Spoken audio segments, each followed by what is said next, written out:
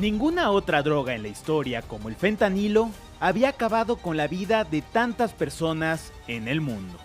¿Qué ha ocasionado que estemos frente a una droga tan letal y distinta a las demás? Para entenderlo es necesario remontarnos a su primera aparición en 1959, cuando el Dr. Paul Janssen lo sintetizó por primera vez en Bélgica, con el objetivo de crear un analgésico potente y de acción rápida para utilizar en pacientes que sufrían enfermedades que ocasionan dolores intensos como el cáncer. Así, el fentanilo reemplazaría a la morfina.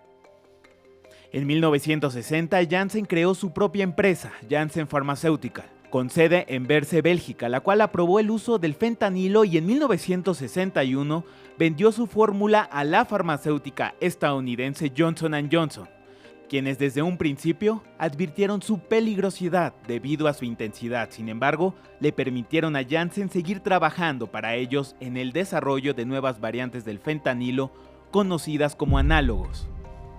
Para 1963, varios países de Europa Occidental ya utilizaban el fentanilo mezclado con diversos analgésicos.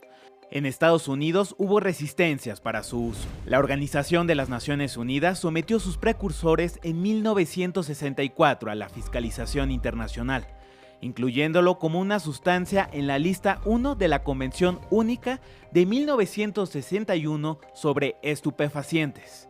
Sería hasta 1968 que el regulador estadounidense, la Food Drug Administration, autorizó su uso médico únicamente diluido con droperidol, un sedante patentado por Johnson & Johnson llamado Inovar. En un principio, Inovar tuvo éxito en hospitales supliendo a la morfina, especialmente en pacientes con patologías cancerígenas y en operaciones muy intrusivas. Años después se detectó que estaba generando efectos adversos debido a su composición química, entre ellos depresión respiratoria intensa, así poniendo en riesgo la vida de las personas. En 1990, Estados Unidos vivió un cambio radical en la manera de recetar analgésicos, la cual partió de tratar a los pacientes de manera distinta, incluyendo el dolor entre las constantes vitales de los pacientes e incrementando el uso de opioides para atenderlo, dejando de lado la oposición de los médicos a prescribirlos por su alta adicción. Entrados los años 90 se vivió el boom de los opioides. La familia Sackler, dueños de Purdue Pharma, comenzaron a multiplicar su riqueza debido a las altas ventas de un fármaco de su producción, el OxyContin, un fármaco de la familia de los opioides que comenzó su producción en 1995, el cual fue promocionado como una pastilla que aliviaba el dolor de manera prolongada, por lo que los pacientes únicamente tendrían que tomar 2 al día. De acuerdo con la Biblioteca Nacional de Medicina del Instituto Nacional de Salud de los Estados Unidos, NLM por sus siglas en inglés, en 2001 la farmacéutica gastó $200 millones en una serie de estrategias para comercializar y promover OxyContin. La campaña publicitaria fue tan efectiva que la fortuna de los Sackler incrementó hasta los $13,000 millones. Don't be afraid to take what they give you. Often, it will be an opioid medication. E impulsó la prescripción de este tipo de medicamentos con la impartición de congresos y conferencias.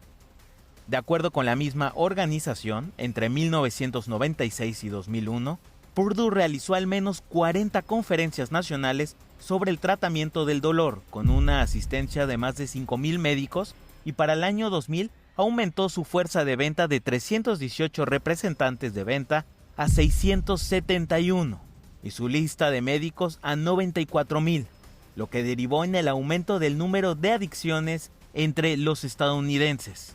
En 2019, más de 500 ciudades y condados de los Estados Unidos presentaron una denuncia contra esta familia, acusándolos de sobornar a miles de médicos desde la década de 1990 para que recetaran su analgésico a pacientes que no lo necesitaban, señalándolos por crear la peor crisis de droga de la historia. Si bien los agentes comerciales de la farmacéutica aseguraron a los doctores que únicamente el 1% de los consumidores de OxyContin desarrollaban una adicción, Less than 1% of patients taking opioids actually become addicted. Un estudio de la propia empresa reveló en 1999 que en realidad el índice era del 13%.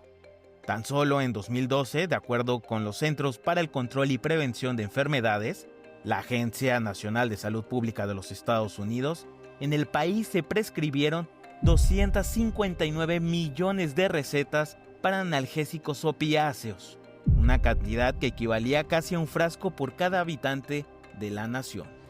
Si bien el fentanilo comenzó a aparecer en el mercado negro en la década de los 70, tras su desarrollo en 1960 como un analgésico potente para uso médico, su distribución ilícita se intensificó en el siglo XXI.